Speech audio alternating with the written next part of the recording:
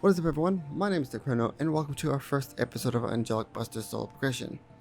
So, real quick, this is going to be a lot more different than a Blaze Wizard. This is going to be more casual and not really more of a guide. But it's still going to be a solo progression nonetheless. And let's go over some of the rules we're going to be using throughout this whole thing. First off, no carries. Obviously, for solo progression, everything must be done ourselves. So no carries from other players to get us ahead and stuff. Some things like Ursus people count as carries. I don't. I say it's still fine to do that. Secondly, no items from other characters. That also includes Mesos. The only things that are acceptable are NX, pets, XP coupons, and gold pots. The reason for that, this helps grinding. It makes it more easier for me to level up so I can get to the later stuff. And lastly, link skills. Since this is more casual and not try to be like a guide for like new players and anything like that, this is just a boost and make it more easier for me to reach that in-game goal more faster.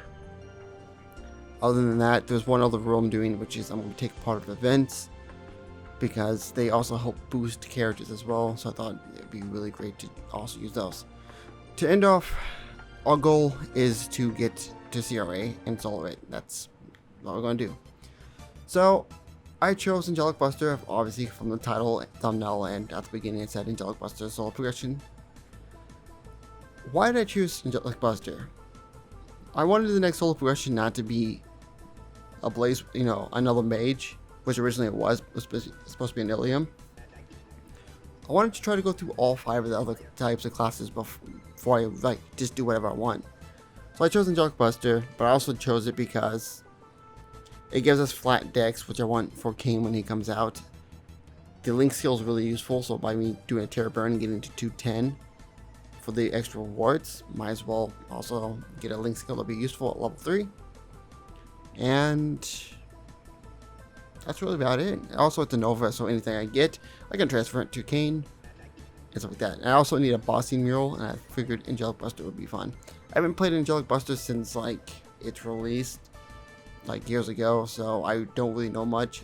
It's a weird class. It doesn't have mana, as you see, it has only HP. The way it works is that little bar on the side, it's like a soul battery thing. Whenever you use skills, you see this recharge thing, which allows me to use those skills.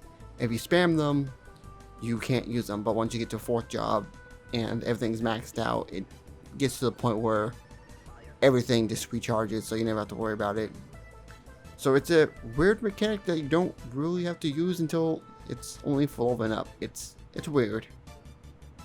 But anyway, by reaching level 30, I was able to get my job advancement. This is one of the lucky classes that you don't have to do an actual job advancement. It's just talk to a character, which is this dragon. I forgot what her name was.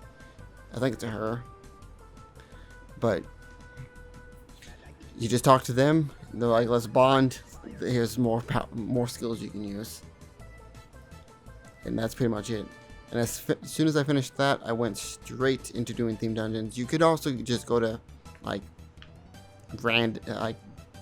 Savage Terminal and train there. I chose this place just because in case other people are doing the Tera burning at the same time. I know this is day 2, so it didn't really matter. This place you don't share mobs with other players. You can see when this Kana comes into this map and does something, I don't remember what the skill's called, but they do a skill and none of my mobs on my thing are taking damage other than the ones I'm attacking. So as a plus side, you don't have to worry about all the players stealing your things. But by the time I got to the very end of the dungeon, I'm only level 60. I don't even have to be here, but I was near the end. Might as well finish it up. The rewards aren't that bad. It's just kind of wanted to just do that. Finish it off. Get a little bit more experience. And as soon as I finished the theme dungeon, the game had to go down for maintenance because people were getting the symbol for an area that wasn't even out yet. So they had a thing, so I had to wait 5 hours just to get things. So I decided before it goes down and for that I would go use all the NX stuff that they gave for free. And then when it came back on, straight to training, and I trained at Orbis. It's a really decent map to train at. I enjoy it. Usually I go here until 75 and or 80 if I'm not feeling like doing Afterlands. But the reason 75 is because that's what level the Afterlands theme dungeon opens up, and that's what I chose to do. It's a good way for us to get, well, 4 permanent totems that would be useful.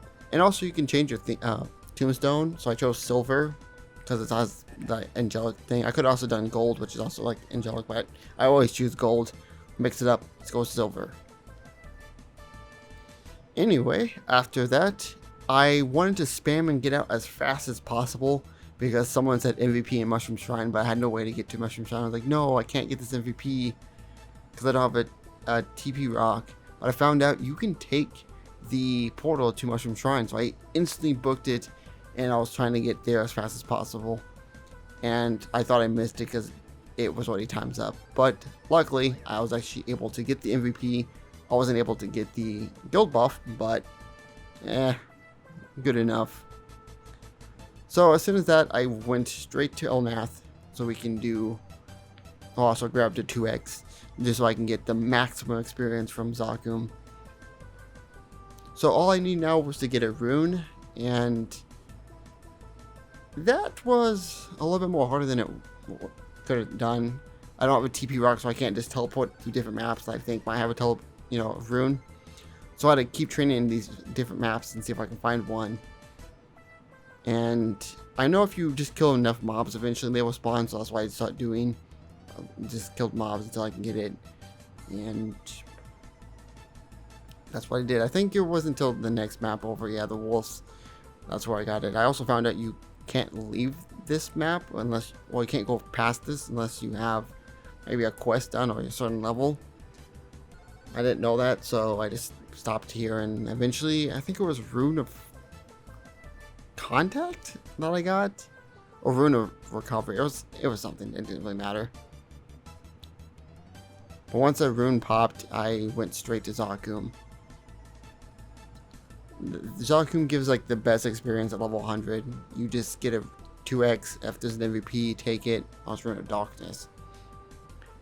But you just get that MVP if you have a 2x. And then as long as you don't die. Oh, for a second I thought I went to easy. I'm like, what? But no, I actually went into normal. But as soon as if you don't die, you're going to get a ton of experience from these guys. Once you kill the arms, you just see I leveled up from 100 all the way to 118 by doing this whole theme dungeon. I mean, not theme dungeon, doing Zakum. Downside from doing this, I actually didn't even get the drops you would get from them, which kind of sucks because that means I'm slightly weaker than I would like to be by thing, but I'm about to get like a free CRA set, so it doesn't really matter. But by me being 218, I just leveled up more skills and then went to Monster Park. And that's pretty much about it for this video. So yeah, I'm trying to go with a different style than try to like go with a guide. Not like to say I didn't enjoy it or anything, it's just I want to try different stuff and find which one I personally like doing. Maybe I like the guide aspect because I used to be a Let's Player. Well, I'm technically still a Let's Player. And I like the whole treating everything like a guide. But I also like the more casual, like just having fun and just ranting aspect. And this isn't going to be that. I think I'm going to do that with Kane when he comes out. It's going to be more casual while I'm going to try to play and just have fun. But for this, I want to try something different. Was more me just commentating. Of course, when you get to bosses, like the big bosses, I will do live commentary and just kind of like rant and hear my thought, like what's going through my head when I fight these bosses and stuff like that. So there's a bit different things. If you guys don't like this style, I'll try mixing it up. But for this one Angelic Buster, like the Angelic Buster series, it's gonna be more casual, where I'm just trying to get from start to finish as fast as possible, because I want to try to finish CRA before King comes out, so I can start King with a more different style. Makes any sense? But yeah, I'm going to try to go through all 5 classes types. So we already have Mage done with Blaze Wizard.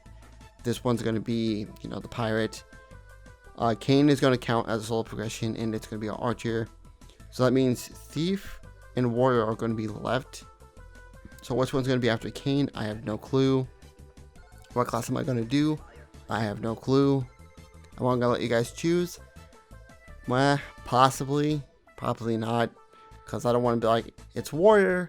And everyone's like, hey, do high auto. Because I don't like high auto. It's a fun class, don't get me wrong. It's just something I don't want to play at the moment, and probably for a while.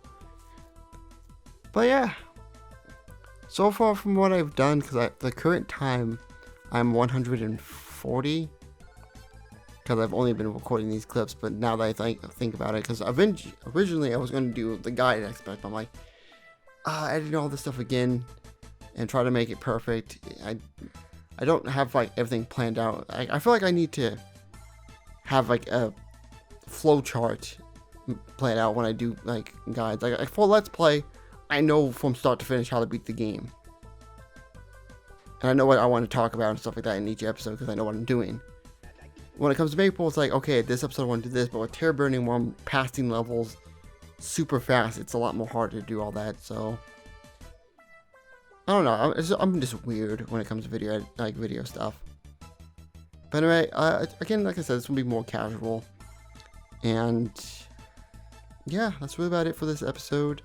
I'm going to try different stuff in the future. I might do live commentary just throughout the whole rest of the series. You never know. You never know. But anyway, I hope you guys enjoyed this episode, and I'll see you guys in the next episode, which will be episode 2, which we do a lot of pre-quest stuff. So, see you guys later.